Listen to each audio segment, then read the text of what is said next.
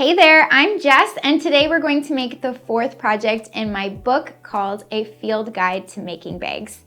This is a 5-part video series that's skill building. It's great for all levels of sewists. Each video in this series highlights a project from my book along with essential bag making techniques.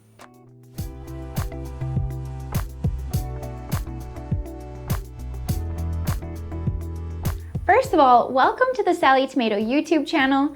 If you're new to sewing or like sewing useful, beginner-friendly projects, our YouTube channel is the place to be to create confidently.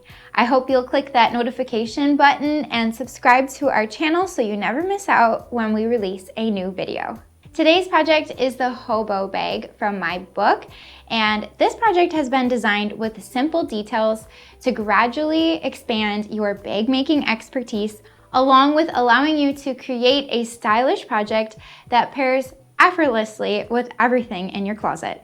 With this project, you will build skills in fabric preparation, learn how to add shape to the top edge of the bag, create a contrasting base, assemble strap connectors, create a shoulder strap, add an interior slip pocket, install an interior zipper pocket, assemble a bag with a zipper closure, and add optional hardware embellishments. The Hobo Bag is sophisticated and stylish. It has endless versatility, as well as the option to omit the top shaping to create a tote bag silhouette. The finished size is 11 inches wide, 11 inches high, and 4 inches deep. Before we get started, be sure to purchase my book, A Field Guide to Making Bags. You can find the book on our website or at your local fabric shop. Check the description below for a direct link. All the supplies you need are listed in the book. When selecting fabrics, we recommend woven fabrics for the main fabric and non-woven fabrics such as cork or faux leather for the contrasting accents. Start by choosing the supplies and the materials that you'd like to use for this project. You can refer to the supply list and the cutting instructions on page 121 in my book. And once you've decided on your fabrics and gathered all of your supplies, you can begin cutting out all of the pieces according to the cutting list in the book. I recommend using a cutting mat, a rotary cutter, and a ruler for clean, precise cuts. And once all of your pieces are cut out, we are ready to begin sewing. I am so excited that you're here for this journey. In order for you to sew at your own pace, feel free to pause the video and follow along with me step by step. Let's begin the tutorial. First of all, let's review the supplies needed for this project. The main fabric will be used for the front and back panels along with the strap connectors. I chose to use Sallie Tomato faux waxed canvas. This is a unique material that we designed. It is a printed canvas that looks like a waxed canvas. However, there is no wax used on this material, so that way it doesn't make your sewing machine dirty. This material is water resistant and it's very soft and easy to sew, just like a standard quality canvas would be. You'll also need some contrasting non-woven fabric, such as cork fabric or faux leather. The contrast fabric will be used for the shoulder strap, the base, and an optional tassel. You'll also need some lining fabric for the interior front and back, as well as the base. The lining fabric will also be used to create an interior slip pocket and zipper pocket. Just like the previous projects in this series, I'm using Sallie Tomato Turtle Tex. This is a coated cotton that is water resistant and perfect for bag linings. It comes in a few neutral colors, and the design on the fabric works so well with a variety of prints. If you're not using Turtle Tex and you're using a standard quilt weight cotton or a linen, you'll also need some lightweight woven interfacing, which will be fused later on to the lining pieces. To stabilize our exterior, you'll need some foam interfacing. Foam is great for bag making since it compresses as you sew. It's lightweight and durable. Plus, foam pops back into shape if it's been folded, so it keeps the shape of your bag really well. You'll also need a single slide nylon coil zipper for the interior and a second single slide nylon coil zipper for the top closure. Sallie Tomato zippers by the yard have a nylon coil with a metallic finish. They're size number 5 zippers, so they're very durable for handbags and ideal for projects that will be used over and over again. For the hardware, you will need a metal zipper end. This cap will cover the raw end of the zipper closure. You'll also need 2 1.5-inch wide O-rings. Plus, you have the option to add bag feet to the bottom of your project, as well as a metal handmade label for an extra special touch. The first step is to attach the lightweight woven interfacing. Since I'm using Sallie Tomato Turtle Text, I'm going to skip this section of instructions. However, if you are using a quilt weight cotton or a lightweight woven material, then you'll definitely want to fuse the interfacing to the wrong side of each coordinating piece. Follow along with the manufacturer's instructions to learn how to fuse your specific brand of interfacing to your fabric. The interfacing will be fused to the lining front, back, and base panels along with each of the main fabric strap connectors. Next, we'll prepare the main panels. I've already went ahead and completed some of the steps in the process. However, I'm going to talk through each of the steps to help guide you through the pattern. You may be familiar with some of these preparation techniques from previous videos in this series. First of all, you'll find the front and back main panels out of your main fabric and your foam stabilizer. Position each piece of foam interfacing against the wrong side of one of your main fabric front and back panels, making sure to align all of the edges. You can use basting spray to hold the layers together or sewing clips. Then, once you have your layers temporarily secured, take each front and back section over to the sewing machine and top stitch 1/8 of an inch all the way around the outer edges to secure the 2 layers together. After basting the 2 layers together, now is the time to add any optional quilting to the front and back panels, which will further secure the foam and add some extra detail to your project. Now is also the time to add an optional handmade label.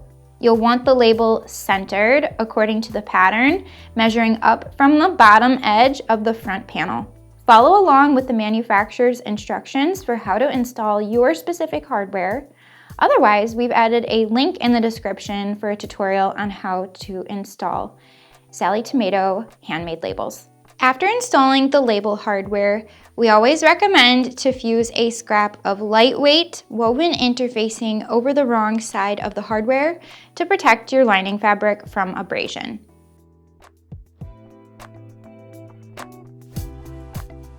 Now we're ready to add some shape to our front and back panels. Start by marking in from each of the top corners according to the pattern on both sides of the front and the back along the top edge. Refer to the pattern for the specific measurements. Then you'll take your ruler and draw a diagonal line between each of the marks that you just made and connect it with the adjacent bottom corner. Repeat for the opposite side of the front as well as both sides of the back panel. Before cutting anything, you'll want to stay stitch 1/8 of an inch in from each of the marked lines. This can be a longer stitch length, such as 3 to 4 millimeters long, so that way the layers are tacked together before trimming. After you've added the stay stitching, you can go ahead and take your scissors or head over to your cutting mat and use your ruler and rotary cutter to cut along the diagonal line.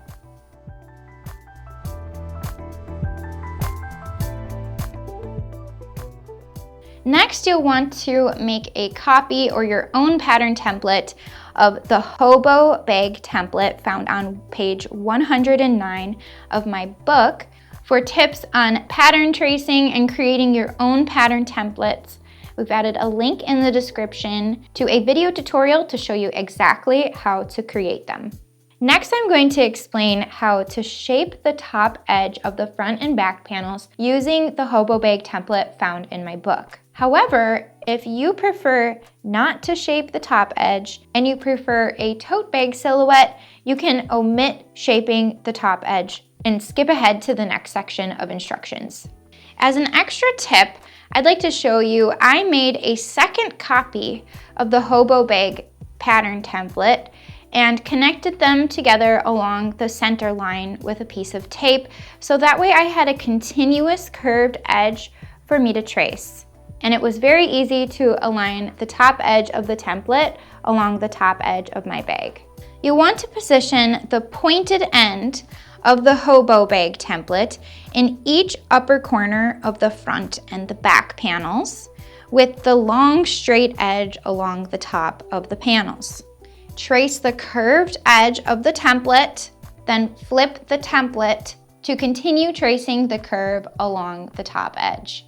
Just like before, you'll want to stay stitch 1/8 of an inch from the marked line on each piece. Then after stitching, cut along the curved edge to add additional shape to the front and back panels. Make sure you complete any desired shaping to both the front and the back panels, so that way you have 2 identical panels. Then you'll want to repeat the same process to shape the sides and the top edge of each of the lining front and back panels. This time, you do not need to sew before cutting. Next, prepare the base. With the right side of the fabric facing up, position the contrast fabric base over the foam base and align all of the edges. Over at your sewing machine, top stitch 1/2 of an inch from all side edges of the base to secure the foam to the contrast fabric.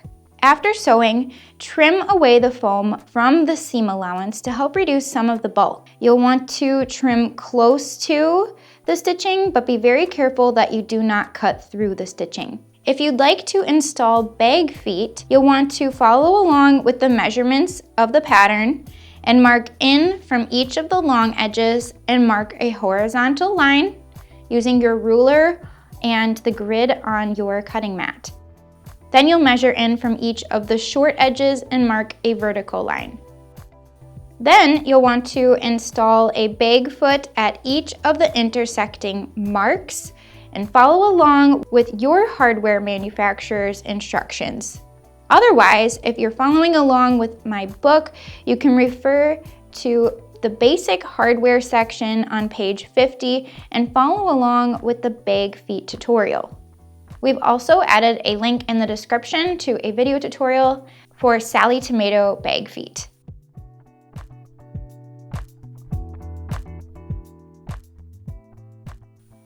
Bag feet only take a few minutes to install. They're worth the extra effort. They'll help protect the base of your bag along with adding a little extra bling for that professional look.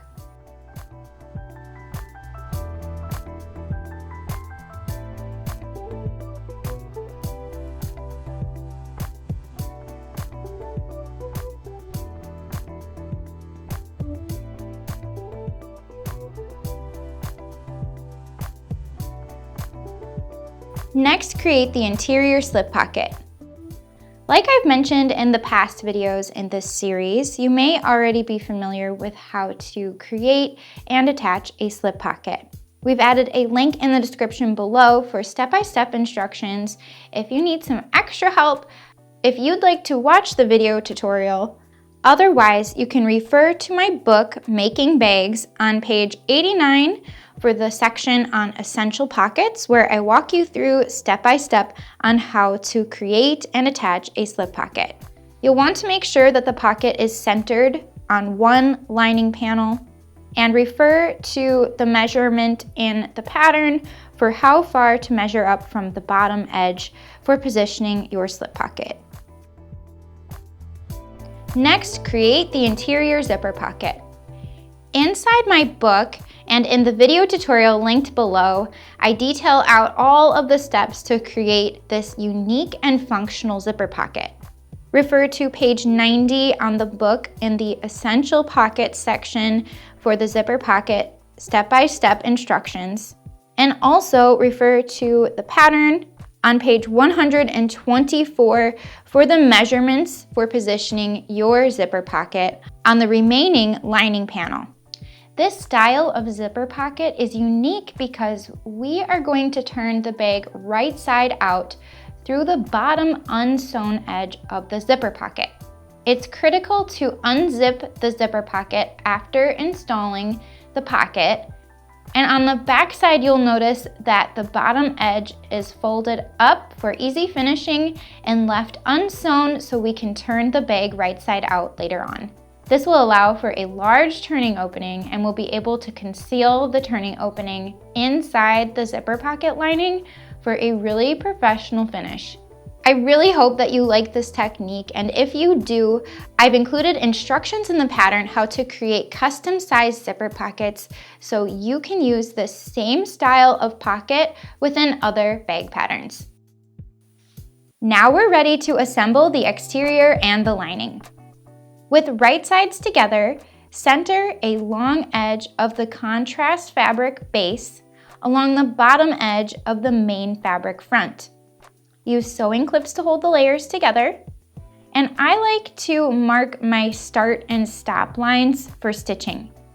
You'll want to start sewing 1/4 inch in from the short edge and stop sewing 1/4 inch away from the opposite short edge. Over at the machine, sew the pieces together, beginning at the starting point with 1/4 inch seam allowance and making sure to stop at the opposite mark. Make sure to backstitch this seam. After sewing at the beginning and the end of the seam, cut a vertical line up to the last stitch. Just be very careful that you do not cut through or past the seam. Finger press the base away from the front panel, which will cover the seam allowance. You can use a seam roller to help flatten this seam. Then you'll repeat the same process to attach the opposite long edge of the base to the main fabric back.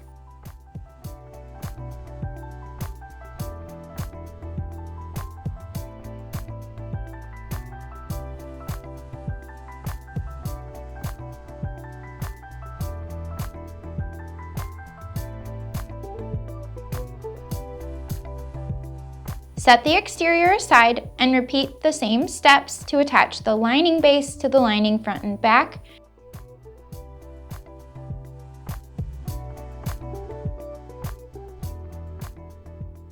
This time using a 1/2 inch seam allowance and starting and stopping a 1/2 inch from the short sides.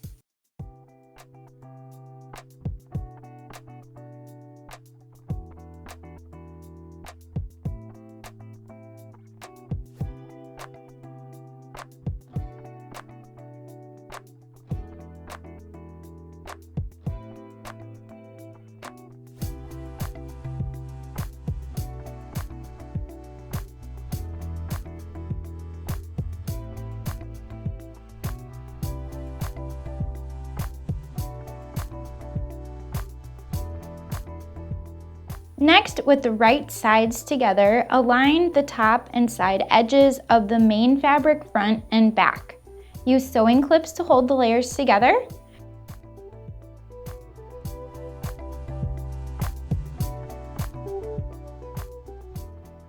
Then sew the sides together with a 1/4 inch seam allowance. After sewing, press the seam allowances open.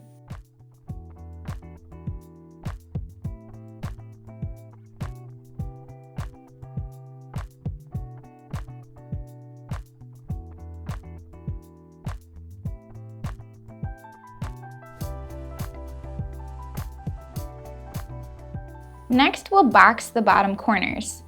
With the right sides together, match the side seam with the center of the short edges of the base. Use sewing clips to hold the layers.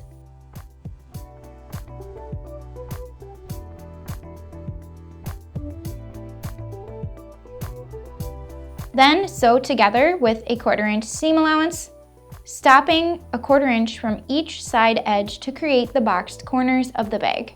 Make sure to backstitch the seams.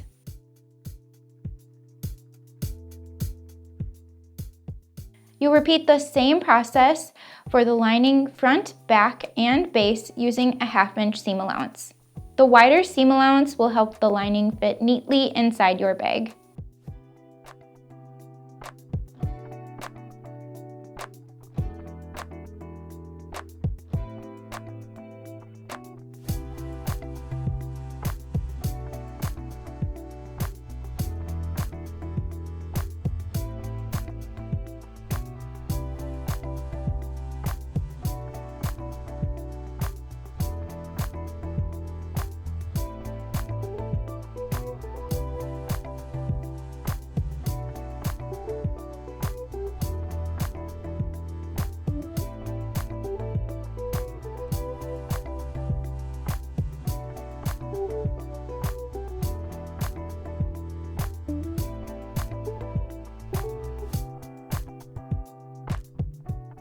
After sewing, you can trim the seam allowances of the lining to a 1/4 inch wide.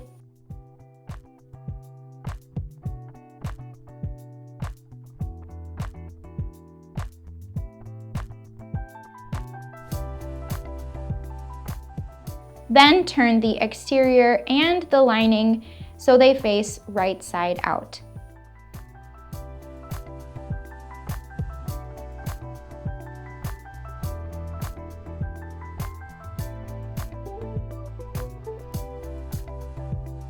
Next, we'll make and attach the strap connectors. With the wrong sides together, fold each long edge of each strap connector to the center. Hold the layers together with sewing clips or pins. Then top stitch a 1/4 inch from each long edge of each strap connector.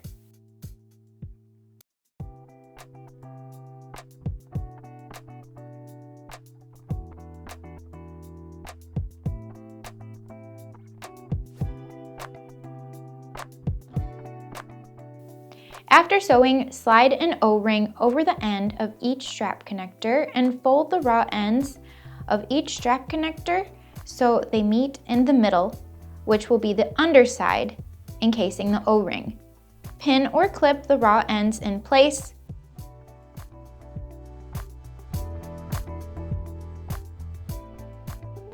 Then, with right sides up, center a strap connector over each side seam of the assembled exterior. Make sure that the top folded edge of the connector is down from the top edge of the bag according to the pattern, and the O-ring is towards the top of the bag. You can use pins, basting tape, or washi tape to hold each of the strap connectors in place. I've attached a very narrow foot to my sewing machine, but you could use a zipper foot as well, and top stitch each strap connector along the hardware, then pivot to sew an 1/8 inch from the remaining edges.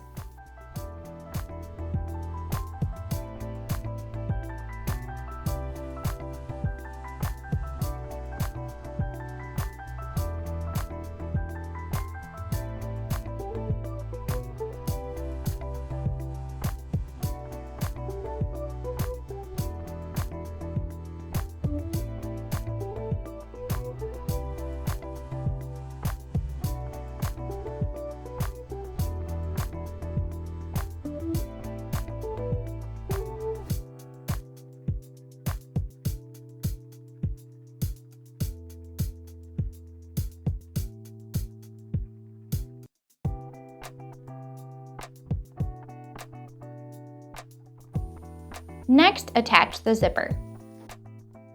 Start by attaching the metal zipper end to the closed end of the 17-inch zipper according to the hardware manufacturer's instructions.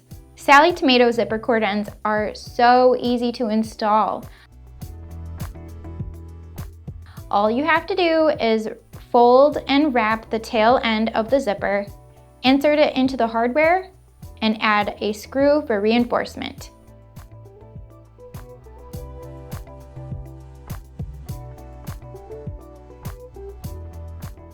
Next, at the open end of the zipper, you'll want to turn each end of the zipper tape under at a right angle and stitch in place.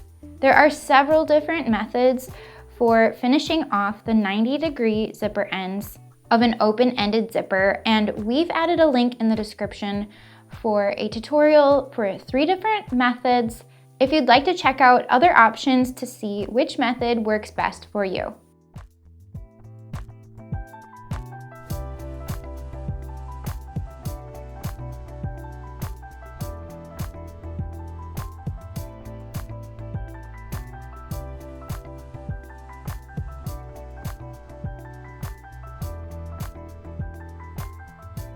Next, open the zipper completely, and with right sides together, we'll position one side of the zipper along the top raw edge of the exterior. The folded end of the zipper should be 1/4 inch from the side seam.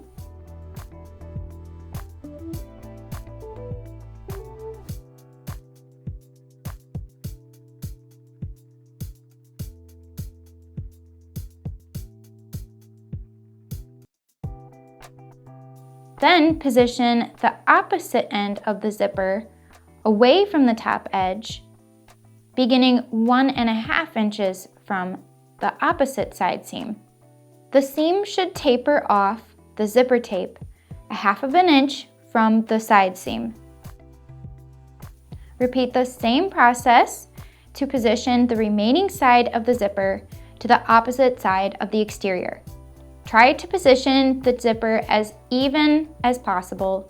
You could use double-sided basting tape to help prevent the zipper from shifting. If your zipper shifts while sewing, your zipper may look wavy along this top curved edge. So take your time aligning the zipper tape evenly and secure it with lots of sewing clips or pins. Once your zipper is positioned on both sides, sew the zipper in place with a 1/4 inch seam allowance. Make sure to backstitch over each end for reinforcement.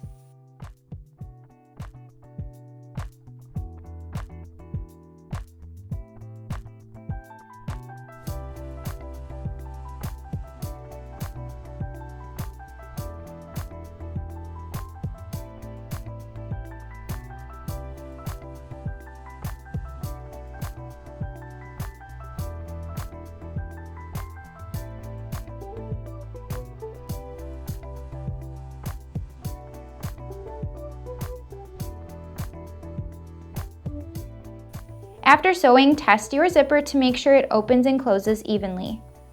If you need to make any adjustments, now is the time to do so. Also, if you're worried about your zipper being installed unevenly, I recommend using a longer stitch length, such as 4mm or 5mm, since this is just a basting stitch, and if you need to do any seam ripping, that will be less stitches to rip out. Once you're happy with your zipper, open the zipper completely and turn the exterior wrong side out. Next, we'll assemble the hobo bag. With the right sides together, insert the lining into the exterior and align the top raw edges and side seams. Make sure that the O-rings are down inside the bag and use lots of sewing clips or pins to hold the top edge layers together.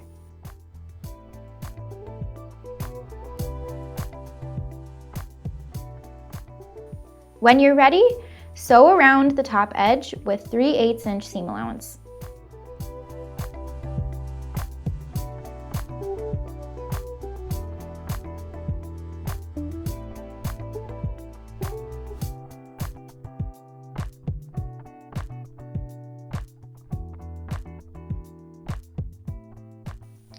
I recommend to trim some of the bulk from the top corners of the bag, as well as snip into the seam allowance along the top curve to help the curve lay flat.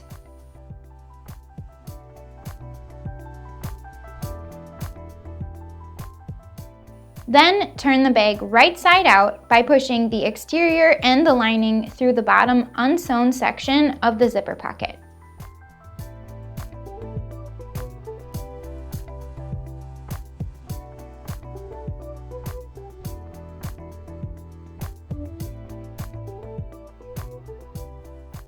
You can either hand sew or top stitch the opening in the zipper pocket closed.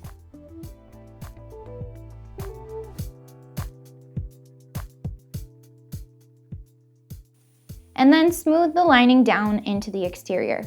Gently push out the corners and edges to shape the bag. You can press the top edge of the bag with the zipper at the top. I usually like to roll this seam and use a seam roller. Otherwise, a very handy tool is the Sallie Tomato pressing station to allow you to easily iron the top edge. We've added a link in the description below to learn more about the pressing station. I like to add some sewing clips to hold the layers flat. Then top stitch the top edge an 1/8 inch from the seam. Be mindful of the strap connectors, hardware, and zippers as you top stitch.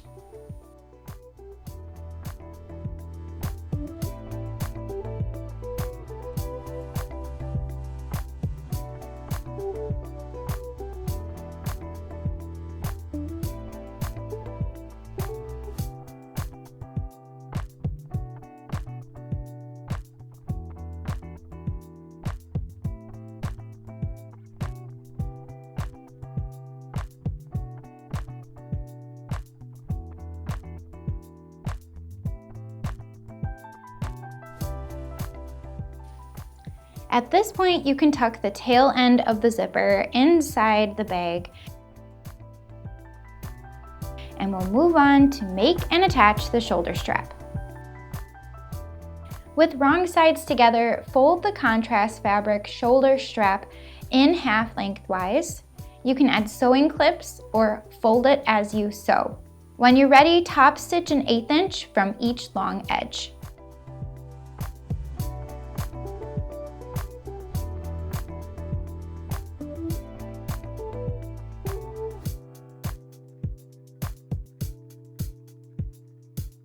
I recommend top stitching from the same short edge each time to avoid your strap from looking twisted.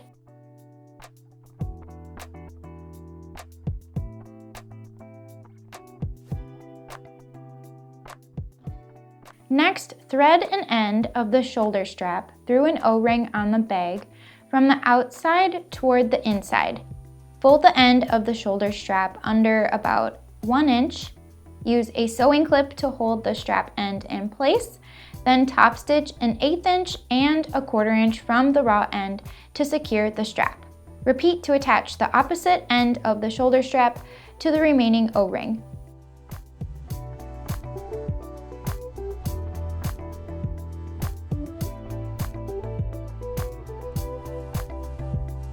And finally, make and attach the optional tassel. If you've been following along with this series, you know by now to refer to the Quilted Pouches project in my book on page 107 for the instructions on how to make and attach the optional tassel. However, for this Hobo Bag project, instead of threading the connector through a zipper pull, you will secure the connector directly to itself.